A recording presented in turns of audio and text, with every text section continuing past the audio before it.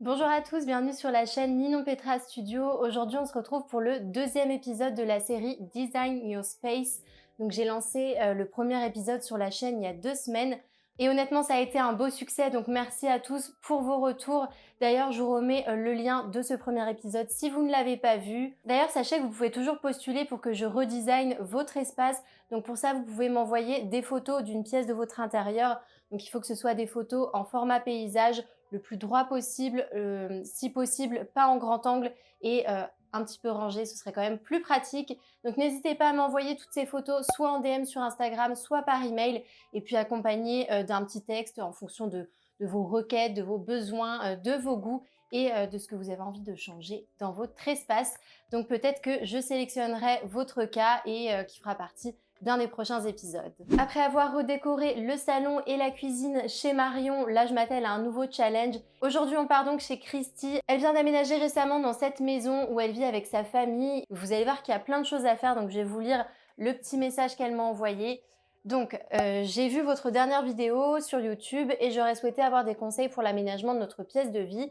Nous venons d'acheter et n'avons pas encore emménagé dans le logement, mais je réfléchis d'ores et déjà à comment positionner le salon et la salle à manger, mais également comment créer une entrée car il n'y en a pas. Donc là elle me précise qu'elle m'envoie des photos où il y a les meubles des anciens propriétaires, des photos du logement vide et par la suite j'ai aussi reçu des photos avec leurs premiers meubles d'installés.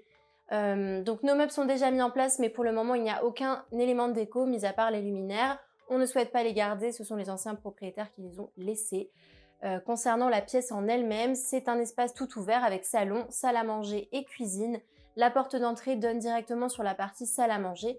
Donc, bien sûr, il n'y a pas de vraie entrée et ça va être vraiment le point fort de ce design. On cherche à créer un intérieur très cocooning, chaleureux, tout en étant sophistiqué et moderne. Excite le style industriel que je trouve froid et austère.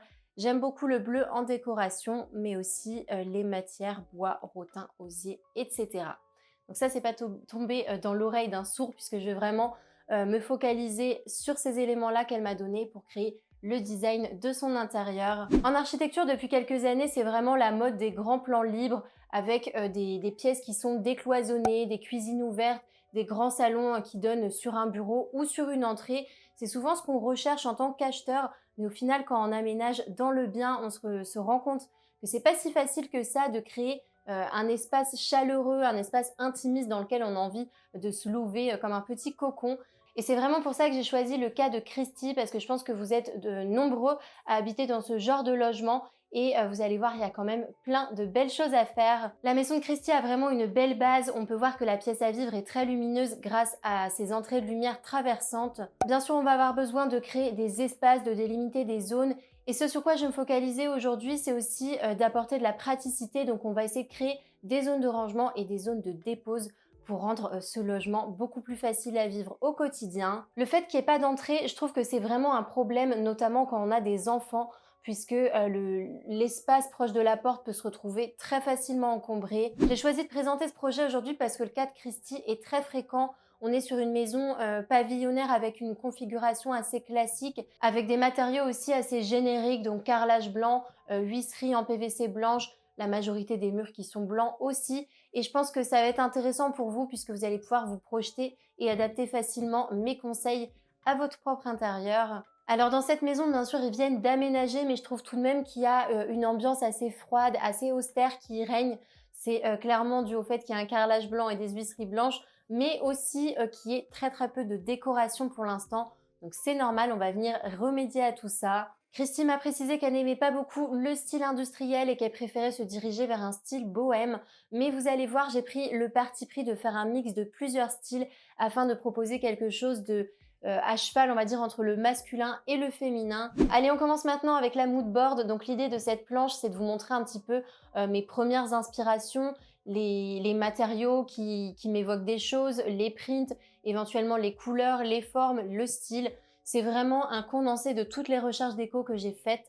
Donc comme Christy souhaitait, j'ai intégré les codes du style bohème. Donc on va retrouver beaucoup de matériaux naturels comme le rotin, le canage, le lin et également tout ce qui est bois et céramique qui va vraiment être très présent dans la décoration. J'ai cette image dans un de mes tableaux Pinterest depuis super longtemps. D'ailleurs, je crois que je vous l'avais déjà ressorti sur une mood board. Vous allez voir, cette tonalité ocre m'a pas mal inspirée pour la suite. Alors, je vous l'explique souvent en vidéo, mais moi, je suis pas du tout cliente en fait du style bohème en total look dans un intérieur. Je trouve que ça manque un petit peu de personnalité et de modernité. Donc là, j'ai décidé de lui apporter du cachet et de la profondeur en utilisant des tonalités de bleu nuit qui sont assez audacieuses. Et je pense vraiment que le fait d'utiliser ce bleu nuit sur des grands espaces, des grands aplats muraux, ça permettra de tirer la décoration vers un univers plus masculin. Donc hormis la couleur, je vous ai mis un visuel de mudroom. Les mudrooms, c'est quoi? C'est un terme anglais, bien sûr. Ça désigne un espace de transition entre l'intérieur et l'extérieur. En général, c'est l'endroit où on se déchausse, où on enlève tous nos affaires avant de rentrer chez soi.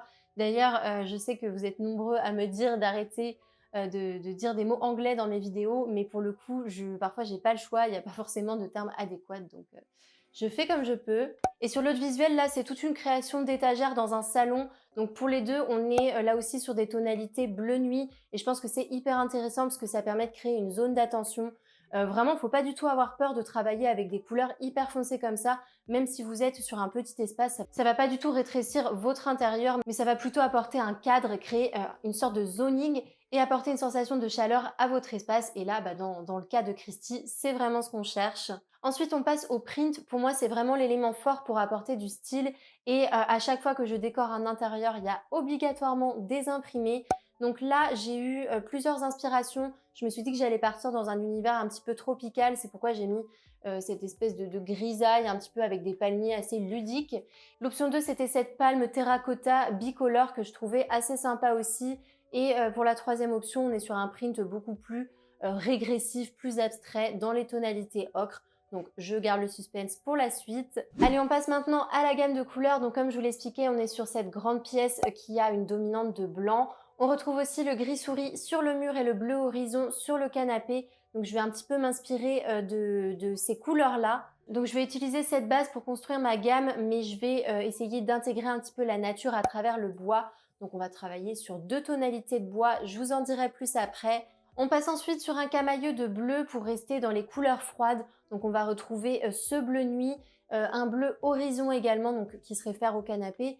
Et puis aussi des petites touches de bleu ciel plus claires et fumeuses pour apporter de la lumière à notre espace. Ensuite, j'ai choisi de travailler avec le jaune ocre qui est la couleur complémentaire du bleu. Et là, pour le coup, ça va nous permettre de créer un beau contraste et de réveiller la gamme. On va venir compléter ça avec des nuances de lin. Et puis, bien sûr, vous avez vu, il y a un poêle à bois en plein milieu du salon. Donc, bien sûr, on ne va pas le supprimer, mais on va plutôt le magnifier et de se servir de cette base. Donc, au travers de ma proposition, on retrouvera aussi d'autres petites touches de noir pour équilibrer notre décor. Je trouve que l'utilisation du noir, ça permet de donner plus d'assurance et de cadre à ma gamme de couleurs. Et finalement, je suis plutôt confiante de mon choix. J'espère vraiment que ça va plaire à Christy. Donc c'est parti pour le design de la pièce à vivre. Vous allez voir, j'ai dû tout redessiner pour repartir sur une meilleure base et qu'on ait une meilleure visibilité. Donc on va partir sur cette vue qui se dirige vers la porte d'entrée. J'ai bien sûr retracé les murs, le plafond, le carrelage ainsi que les ouvertures, donc la porte et la fenêtre. Je commence par rajouter le poêle à bois, c'est l'élément phare, il faut absolument pas que j'oublie qu'il est ici. Et puis maintenant on va commencer à construire l'entrée. Donc j'ai décidé de m'appuyer sur cette petite avancée qu'on a à gauche de la porte. C'est à cet endroit-là que Christy avait déjà placé quelques étagères. Et en fait, je pense que c'est une délimitation qui est assez instinctive. Donc j'ai décidé de créer un premier module. Donc vous avez 2 grands placards fermés ainsi que 2 étagères. Ensuite, j'ai ajouté un deuxième caisson ouvert. Donc celui-ci, il va être très pratique pour mettre quelques paires de chaussures. Et puis on va pouvoir aussi s'asseoir pour les enfiler le matin. Sur ce module-là, j'ai cherché la praticité et je pense qu'on est quand même sur un bon rangement d'appoint. J'ai ensuite créé une belle délimitation entre la salle à manger avec ce claustrat en bois. Et puis la petite astuce, c'est de venir fixer dessus 2 ou 3 patères. Comme ça, on peut également entreposer les manteaux dans l'entrée. Je réitère ce claustrat en tasseau de l'autre côté. Mon idée, c'est vraiment de créer un angle, qu'on ait l'impression qu'on entre dans un sas de décompression avant de rentrer chez soi. Mon idée, c'est de créer un angle pour vraiment délimiter cette entrée. Donc en bas, on va avoir une cloison en bois pleine pour cacher un petit peu tout ce qui va traîner dans l'entrée. Et en hauteur, à portée de vue, on va avoir des tasseaux assez ouverts pour laisser passer la lumière. J'ai choisi aussi de délimiter le plafond et le sol, donc on va ajouter une petite baguette. Le but, c'est vraiment de créer une sorte de sas de décompression, que quand on arrive, on n'ait pas l'impression d'entrer directement dans la pièce de vie, qui est quand même un petit entre-deux entre l'extérieur et l'intérieur. Au niveau du sol, j'ai choisi de remplacer ce carrelage par un revêtement beaucoup plus chaleureux. Je pense que le carrelage blanc dans une pièce de vie, c'est pas vraiment optimal, surtout quand il y a des joints contrastés, puisqu'on va vraiment avoir le regard attiré vers le sol. Et là, c'est pas du tout ce qu'on cherche. Donc moi, je vais présenter deux options à Christy. Le premier, ça va être un parquet stratifié qui vient de chez Saint-Maclou. Là, on est sur un aspect bois brun vieilli et je pense que ça va très bien matcher avec le bleu nuit. Et ma deuxième option, c'est ces planches vinyle effet bois de chez Florify. Donc là, on est sur des lames flottantes qui s'enclipsent entre elles. Et j'ai choisi la teinte brunette, donc je trouve que ça va vraiment changer l'ambiance totale de la pièce. Donc que ce soit l'option 1 ou 2, j'ai quand même choisi des matériaux assez abordables et plutôt faciles à poser. Dans tous les cas, je suis partie sur des lames assez grandes puisque l'idée, c'est de les poser à la verticale pour avoir cette sensation d'allongement dans la pièce. Donc vous allez voir, on va mettre en couleur l'entrée, ça va vraiment tout changer. Donc j'ai fait le parti pris audacieux de travailler sur un monochrome. Donc je voulais créer une espèce de boîte colorée dans les tons bleus. Donc pour ce premier essai, on est sur la teinte Cumulus Lourd de chez Ressources. Je trouve que ce nom de peinture est juste très drôle. Donc pour être sûre de mon choix, j'ai déjà peint le mur en face dans la même tonalité. Et donc ma deuxième option, c'est de partir sur la teinte Monticole, donc également de chez Ressources. Là, on est plus sur un bleu nuit, bleu jean, beaucoup plus profond. Je dois avouer que j'ai eu un gros coup de cœur pour cette teinte puisque je pense que ça apportera beaucoup de standing à la pièce. Bon, je vous montre quand même les deux options, mais moi, j'ai pas du tout hésité. Donc là, j'ai décidé de peindre le sol, le plafond, le module de rangement ainsi que la porte. Au niveau du sol, je conseille soit de peindre le carrelage, soit de repartir sur un enduit plus propre. Et puis surtout, n'hésitez pas à peindre vos huisseries. Aujourd'hui, on a énormément de marques de peinture qui proposent des finitions adaptées au PVC. Et là, dans le cas de cette entrée, je trouve que ça permet vraiment d'effacer la porte et de l'ancrer à fond dans le décor. Donc c'est pas facile en décoration de faire coïncider les teintes de bois. Et donc pour éviter l'overdose, je vous conseille quand même de travailler avec deux teintes différentes, de ne pas avoir la même teinte au sol qu'on retrouve sur vos éléments de mobilier. Donc là, moi, je suis partie sur des claustras en bois hyper classiques, type sapin, et on va les huiler avec une huile dans les tons gris, un petit peu marron glacé. Donc là, c'est un produit de chez Luxens. D'ailleurs, je vous remets pas les références des produits à l'écran, mais sachez que vous pouvez retrouver tous les liens en barre d'infos. Donc pour plus d'adéquation avec le design, j'ai choisi de remplacer les plinthes carrelage par des plinthes en bois. Par contre, la petite originalité dans ce décor-là, c'est que je suis pas partie sur des plinthes de la même tonalité que le sol, mais j'ai choisi de les assortir avec mes claustras en sapin. Donc c'est un parti pris qui est assez osé, mais parfois il faut savoir sortir du cadre. Et là, en tout cas, je pense que c'est plutôt réussi. Allez, on laisse un petit peu de côté l'entrée. On va maintenant se focaliser sur l'espace salle à manger. Donc vous avez pu vous apercevoir que c'est un espace qui est assez restreint. Donc je vais essayer d'aménager ce petit recoin de façon assez judicieuse. Donc ma première option, c'est un papier peint de chez Isidore Leroy. C'est une marque de papier peint française, vous pouvez y aller les yeux fermés, il y a un très très bon rapport qualité-prix. Et en termes d'imprimé, on retrouve vraiment de très très belles propositions. Finalement, j'ai voulu m'éloigner des papiers peints tropicaux qu'on voit beaucoup en ce moment. Là, on est sur quelque chose de beaucoup plus raffiné dans les tons ocre doré. Et je pense que ça va très bien répondre au bleu foncé. La deuxième option, c'est ce que je vous avais montré dans le mood board, c'est cette espèce de graphisme un petit peu abstrait qui est hyper régressif. Et ça, je pense que c'est une option intéressante si Christy n'a pas envie d'investir dans du papier peint, mais qu'elle a envie éventuellement de peindre le décor à la main. En tout cas, si c'est le cas, je te conseille de partir sur une base de blanc cassé et ensuite d'ajouter ces vaguelettes couleur ocre, mais surtout de ne pas laisser le fond blanc. En tout cas, j'aimerais beaucoup savoir laquelle de ces deux options vous préférez.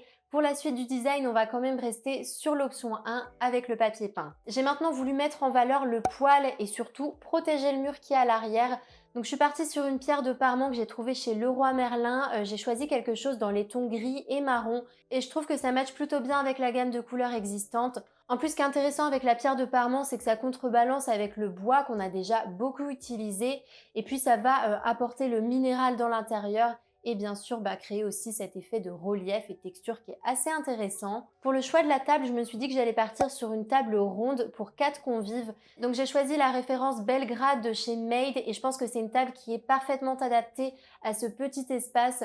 Le fait de choisir une table ronde, ça va vraiment maintenir la fluidité autour de la table. On ne sera pas sans cesse en train d'essayer de déplacer les chaises pour circuler. Et ce qui est intéressant aussi avec ce modèle, c'est qu'on a un piétement qui est graphique, qui laisse passer la lumière, qui est hyper moderne. Ça laisse la possibilité aussi d'avoir des chaises assez volumineuses. Et ce que j'aime beaucoup aussi dans cette table, c'est qu'il y a une rallonge fournie avec. Donc vous pouvez la transformer en table oblongue, ce qui permet d'accueillir davantage de convives et je pense que ça correspond parfaitement à la salle à manger de Christie. Je complète avec ces 4 chaises en rotin, je les trouve assez intéressantes parce qu'on a ce tissage fantasy, mais on n'est pas sur le style bohème premier degré puisque là on retrouve le noir qui apporte finalement un petit côté indus. Et puis le fait que ce soit des chaises aérées avec une structure pas pleine, je trouve que ça crée aussi un fil conducteur avec les choix que j'ai faits précédemment. On se dirige maintenant vers le salon avec la création du meuble télé. Alors moi, je suis pas du tout partisane des meubles télé industriels. Je trouve ça toujours plus sophistiqué et adapté quand on part sur un meuble télé sur mesure. Et pourtant, vous allez voir que c'est pas vraiment compliqué en fait à fabriquer. Donc là, j'ai designé ce grand meuble qui occupe vraiment tout l'espace du sol au plafond. L'idée, c'est vraiment de pas avoir de l'espace perdu en haut. C'est toujours dommage quand on a un meuble en fait dans un salon où il reste 20 ou 30 cm en haut, bah ça c'est de l'espace qui est inutile. Donc sur la partie basse, on a ces 2 grandes niches avec les angles arrondis, donc ça permet d'avoir un côté un petit peu plus organique et je pense que ça peut être l'idéal pour ranger les bûches pour le poêle. Donc à gauche, on a un placard avec une grande contenance, ça va permettre de ranger tout ce qui est électronique, tous les câbles, les trucs un peu chiants qu'on a dans le salon et qui sont pas très jolis. Et j'ai choisi une porte en canage pour apporter le côté rustique. Finalement, c'est le seul espace de rangement que j'ai pu mettre dans la pièce, donc je suis quand même partie sur une contenance assez grande. Ensuite, j'ai complété ça avec une petite poignée en laiton. Et au niveau des étagères, on va utiliser le même bois que pour le claustrat dans l'entrée, l'histoire de créer un fil conducteur. Donc là, vous pouvez voir, j'ajoute la télé que Christie possède déjà. Donc j'ai aussi rajouté le canapé. Pour le coup, j'ai décidé de ne pas le changer. Je pars du principe que quand on aménage, on ne peut pas renouveler tout son mobilier. Donc là, j'ai gardé, je trouve qu'il y a une couleur qui est assez intéressante et en tout cas, ça a l'air d'être un canapé ultra confortable. On ajoute ensuite cette petite table ronde, esprit rotin, années 50. Je trouve que cette table, elle est assez intéressante puisqu'elle est légère, elle est facilement déplaçable et quand on a des enfants en bas âge, eh ben, c'est une table qui n'est pas dangereuse, il n'y a pas de risque de se cogner. Donc je trouve que c'est plutôt adapté à son lifestyle. Quand vous décorez votre salon, je conseille toujours d'avoir une ou deux assises modulables, donc soit des tabourets, soit des poufs. C'est vraiment la clé d'un salon pratique puisque vous pouvez le déplacer au gré de vos besoins. Donc là, je suis partie sur ce pouf en maille blanche que je trouvais très jolie. J'ai aussi ajouté ce tapis en laine bouclée de chez Rug Vista, donc il a l'air méga confortable. J'ai l'impression que c'est comme un petit nuage. Et je pense que quand on a des enfants, c'est aussi pratique d'avoir un tapis un peu confortable sur lequel ils peuvent jouer à même le sol. Donc dans la salle à manger, je suis partie sur un luminaire de chez Market Set, donc ça fait partie de la gamme Singapour et j'aime beaucoup ce côté un petit peu bord de mer avec le canage et le bleu ciel. Ça matche très bien avec le reste. Je rajoute également un diptyque de cadre, donc là j'ai mis des artworks assez génériques, encore une fois dans l'esprit bohème et voyage, mais je vous conseille quand même de mettre des prints ou des photos un petit peu plus personnalisées. Donc, je complète avec cette grande plante dans un pot en bois un petit peu exotique.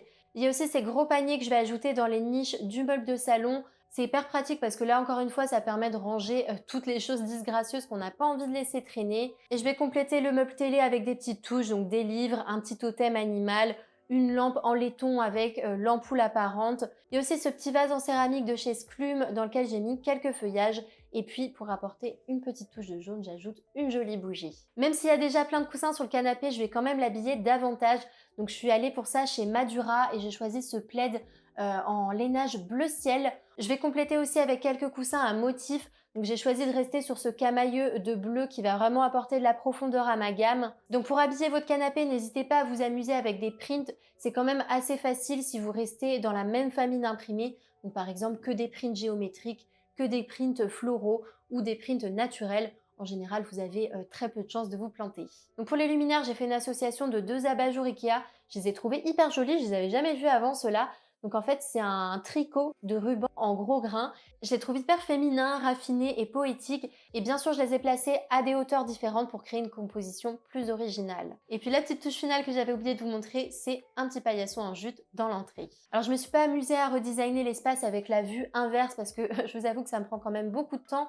Mais en tout cas, pour la baie vitrée qui est derrière le canapé, je conseille à Christie de jouer avec un voilage fin en lin beige.